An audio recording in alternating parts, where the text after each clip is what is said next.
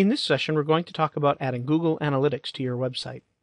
At the most fundamental level, the only thing required is to have a little bit of JavaScript in the header of your site. You could edit header.php and put that in yourself, but that's a little harder to manage should you ever wish to change profiles or something. And there are some excellent plugins to help you with it. So let's take a look.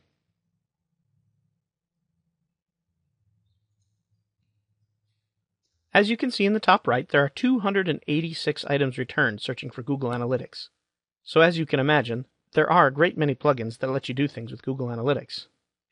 The fourth one down here, though, was written by Joost de Valk, who also wrote the SEO plugin that we reviewed in another session.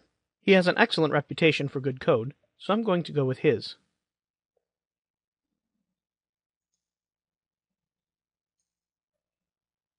You'll note at the top now there's an error message that says Google Analytics is not active. You must select which analytics profile to track before it can work. Let's do that.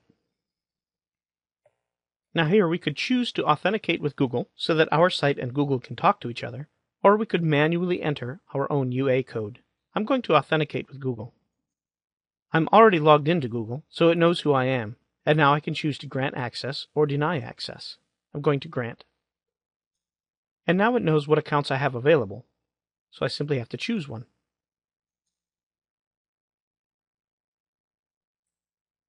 And now my settings are updated. We can choose where in our site to put the code. The header is most suggested. We can choose to track outbound clicks as downloads. We can choose to track outbound clicks and downloads. We could also choose to show advanced settings. This is really only recommended if you really understand how Google works. Here we can see where we can track internal links as outbound links. And then at the bottom is a debug mode. This can help you figure out what's going wrong.